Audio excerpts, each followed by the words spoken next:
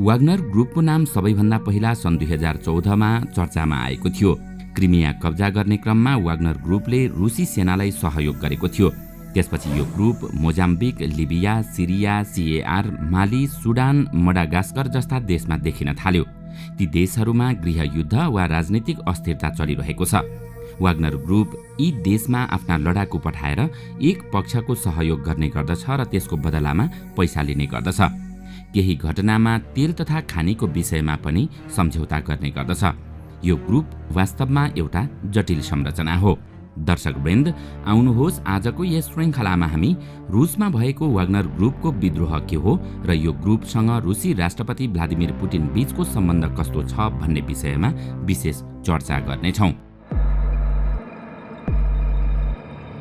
रुसका सेनालाई युक्रेनमा जारी युद्धमा सघाउन भाडाका लडाकु उपलब्ध गराउने वाग्नर ग्रुपले नै रुसी सेना विरुद्ध विद्रोह गरेपछि संसारभर एकाएक सनसनी मचियो। यसका प्रमुख येवगेनी प्रिगोजिनले रुसी सैन्य नेतृत्व विरुद्ध विद्रोहको आह्वान गरेका थिए, तर 24 घण्टापछि विद्रोह फिर्ता गर्दै उनी बेलारुस पलायन हुन सहमत भए।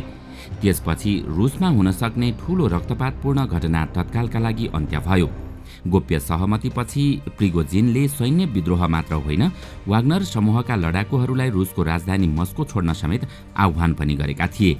युद्धमा होमिएको रुसमा उच्च सैन्य नेतृत्व विरुद्ध चुनौती दिने यी व्यक्ति भने रुसी राष्ट्रपति भ्लादिमिर पुटिनका निकै नजिकका व्यक्ति उनलाई खाना दिने सहयोगी हुन्। रुसमा भाडाका सैनिक उपलब्ध गराउने वाग्नर समूहले विद्रोहको प्रयास गरेको 24 घण्टाभन्दा कम समयमै महत्त्वपूर्ण ठानिएको रोस्तोभ अन डनका सहर छोड्न थालेका थिए। यसअघि समूहका प्रमुख प्रिगोजिनले आफ्ना लडाकुहरूलाई रक्तपातबाट बच्नका लागि युक्रेन फर्कन आह्वान गरेका थिए। उनी अहिले छिमेकी राष्ट्र बेलारुसमा छन्। रुसी सञ्चार माध्यमहरूमा सार्वजनिक विवरणका अनुसार अब उनी र उनका सेना विरुद्ध लगाइएको आरोप पनि हटाइएको छ।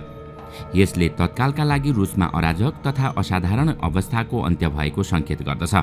वाग्नर समूह रुसको सरकारी सेनासँग मिलेर युक्रेनमा लडिरहेको निजी सेना हो। हालैका महिनाहरूमा प्रिगोजिनले रुसको सैन्य नेतृत्वको खरो आलोचना सुरु गरेपछि उनीहरूबीच युद्ध लड्ने शैलीलाई लिएर तनाव बढिरहेको थियो। सन् 2023को जुन 24मा वाग्नरका सैनिकहरू युद्धरत युक्रेन स्थित आफ्नो क्षेत्रबाट रुसको सीमाभित्र फर्किएर दक्षिणी सहर रोस्तोभ अन डनमा प्रवेश गरेपछि तनाव चुलिएको हो। घटनाक्रम तीव्र गतिमा अघि बढेसँगै उनीहरूले मस्कोतर्फ जाँदै गर्दा उत्तरमा पर्ने भोरोजियन सहरको सैन्य संरचना पनि नियन्त्रणमा लिएका थिए। भाडाका लडाकुहरू राजधानीतर्फ अघि बढेपछि त्यहाँका मेयरले आम नागरिकलाई यात्रा नगर्न समेत आह्वान गरेका थिए। स्थिति यतिसम्म गम्भीर भएको थियो कि आवश्यक परेको खण्डमा वाग्नर लडाकु विरुद्ध लड्न हजारौं कुलिन चेचेन सेनाहरू मस्कोतर्फ लागेको चेतावनी समेत दिइएको थियो। प्रतिक्रिया स्वरूप राष्ट्रपति भ्लादिमिर पुटिनले पनि रुसलाई धोका दिन खोज्नेहरूलाई सजाय दिने वाचा गरेका थिए। रुसी टिभी च्यानल रोजिया 24 का अनुसार बेलारुसी नेता अलेक्जान्डर लुकासेन्को र प्रिगोजिनको भेटवार्तापछि शनिबार साँझ अचानक परिस्थिति स्थिर बनाउने सहमति भएको थियो। केही घण्टापछि वाग्नर सेनाले रोस्तोभ छाडिसकेको र समर्थकहरूले उनीहरूका नेताको जय जयकार गर्दै हात मिलाउन कोसिस गरिरहेको देखिने भिडियो सार्वजनिक भएका थिए। फ्लाइट ट्र्याकिङले शनिबार राष्ट्रपतिका 2 विमानहरूले सहर छोडेको देखाएपछि पुटिन मस्कोबाट भागेको अफवाह फैलिएको थियो।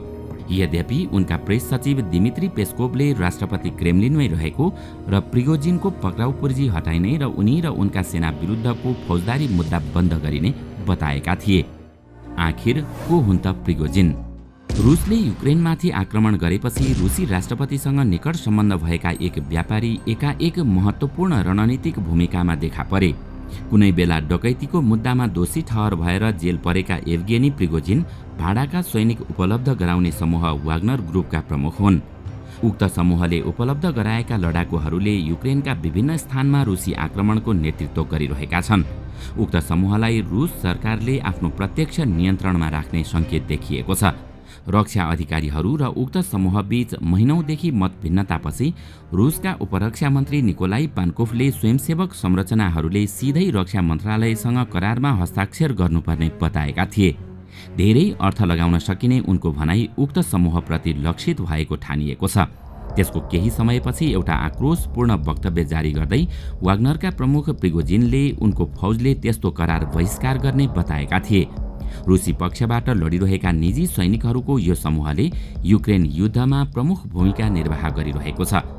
आफै राजनीतिक महत्वाकांक्षा राखेका प्रिगोजिन रुसका रक्षामन्त्री सर्गेई सोइगु र सेना प्रमुख भल्यारी गिरासिमोभसँग सार्वजनिक वाद विवादमा देखा पर्ने गरेका छन्। उनले दुवैजनालाई अयोग्यको संज्ञा दिँदै युक्रेनमा लडिरहेका वाग्नरको टोलीलाई नियोजित रूपमा आवश्यक सामग्रीहरूको कम आपूर्ति गरिएको आरोप बारम्बार लगाउँदै आएका छन्। पुटिन र वाग्नर समूहको सम्बन्ध। सन् 2018 जुलाईमा रुसका 3 जना पत्रकार सेन्ट्रल अफ्रिकन रिपब्लिक अर्थात् CAR को भ्रमणमा गएका थिए। उनीहरू त्यहाँ एउटा डकुमेन्ट्री बनाउन गएका थिए। डकुमेन्ट्रीको विषय CAR मा रुसी निजी सेना पठाउने ठेकेदारको भूमिका कस्तो छ भन्ने थियो। त्यो ठेकेदारले कुनै विशेष मिसन सफल गराउनका लागि भाडामा सैनिक पठाउने गर्दथ्यो। जब पत्रकारहरू राजधानी बाँगी पुगे तब उनीहरूमाथि जासुसी सुरु भइसकेको थियो। त्यसपछि उनीहरूले यात्राका लागि गाडी भाडामा लिए र राजधानीबाट निस्किए। केही समयपछि उनीहरू सुनसान ठाउँमा पुगे। त्यहाँ केही हतियारधारी व्यक्तिहरूले उनीहरूको गाडी रोकेर चालकलाई साइड लगाए अनि तीनैजना पत्रकारको गोली हानेर हत्या गरे। यस बारेमा रुसले भने संयोग मात्रै भएको र त्यो स्थान खतरनाक भएकाले बिना तयारी जान नहुने बतायो। त्यसपछि स्वतन्त्र अनुसन्धान सुरु भयो र त्यो अनुसन्धानको प्रायोजक थिए 3 जना पत्रकारले बनाउन लागेको डकुमेन्ट्रीका लागि लगानी गर्ने मिखाइल खोदोखोस्की। मिखाइल लोकतन्त्रको पक्षमा उभिन थाले र पुटिन विरोधी लिबरल पार्टीको समर्थक बने। त्यसपछि सन् 2003 अक्टोबरमा मिखाइललाई गिरफ्तार गरियो। त्यतिबेला उनी रुसका सबैभन्दा धनी र विश्वका 16औं धनी व्यक्ति थिए। उनको सम्पत्ति $15 अर्ब थियो। पुटिन सरकारले उनी विरुद्ध कर छलीको आरोप लगाएर 8 वर्षको जेल सजाय सुनायो। सन् 2010 मा उनी विरुद्ध 2 थप आरोप पनि लगाइयो र उनको सजाय सन् 2014 सम्म बढाइयो। तर सन् 2013 मा पुटिनले मिखाइललाई जेलबाट रिहा गरिदिए र उनी तत्काल रुस छोडेर लन्डन गएर बस्न थाले। त्यसपछि उनी त्यहीँ बसेर पुटिनको तानाशाही तन्त्र विरुद्ध अभियान चलाउन थाले। उनलाई रुसभन्दा बाहिर पुटिनका सबैभन्दा ठूलो आलोचक मानिन्छ। यो त भयो मिखाइल खोदोखोस्कीको छोटो परिचय। अब फर्कौं CAR मा भएको 3 पत्रकारको हत्यातर्फ। उनै मिखाइलले पत्रकारको रिपोर्टिङको प्रायोजन गरेका थिए। अनुसन्धानबाट के पत्ता लाग्यो भने हत्याको घटना भएको केही समय पहिलेसम्म त्यो गाडीका चालक एकजना सरकारी अधिकारीसँग सम्पर्कमा थिए। ती सरकारी अधिकारी फ्लाइट ल्यान्ड भएदेखि नै पत्रकारको पछि लागेका थिए। ती सरकारी अधिकारी एकजना रुसी सैनिक प्रशिक्षकको नियमित सम्पर्कमा थिए। ती रुसी प्रशिक्षकले नक्कली अमेरिकन परिचय पत्र बनाएका थिए। वास्तवमा ती अधिकारी रुसको निजी सैनिक समूह वाग्नरका लागि काम गर्ने गर्दथे र तीनैजना पत्रकार त्यही वाग्नर ग्रुपको रिपोर्टिङका लागि गएका थिए। CAR को घटनाभन्दा 3 महिना पहिले म्याक्सिम बोरोदिन नामक एकजना अर्का पत्रकारमाथि पनि एउटा घटना भएको थियो। उनी सिरियामा वाग्नर ग्रुपका लडाकुको मृत्युको रिपोर्टिङ गरिरहेका थिए। उनले वाग्नर ग्रुप र क्रेमलिनको सम्बन्धका बारेमा पनि रिपोर्टिङ गरेका थिए। उनको रिपोर्टको खूब चर्चा भयो। त्यसपछि सन् 2018 अप्रिल 15 मा बोरोदिन आफ्नो घरको छतबाट अचानक खसे र भोलिपल्ट उनको अस्पतालमा मृत्यु भयो। त्यसपछि रुसी अधिकारीहरूले त्यसलाई आत्महत्या भने, तर उनको नजिकका व्यक्ति रुसी दाबी मान्दैनन्। यसको अर्थ के हो भने जसले पनि वाग्नर ग्रुपको वास्तविकता खोज्ने प्रयास गर्यो या त उनीहरूको हत्या गरियो या त चुप लगाइयो। अब तपाईको मनमा अवश्य पनि यो वाग्नर ग्रुप के हो भन्ने प्रश्न उठिरहेको होला। यो प्रश्नको जवाफ निकै रहस्यमयी छ। एउटा जवाफ यो अज्ञात व्यक्तिहरूको समूह हो भन्ने पनि हुन सक्छ।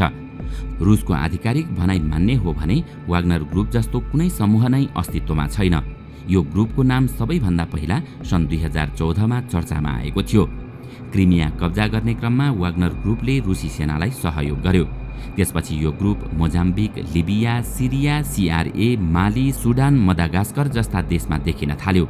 ती देशहरूमा गृहयुद्ध वा राजनीतिक अस्थिरता चलिरहेको हुँदा वाग्नर ग्रुप यी देशमा आफ्ना लडाकु पठाएर एक पक्षको सहयोग गर्ने र त्यसको बदलामा पैसा लिने गर्दथ्यो।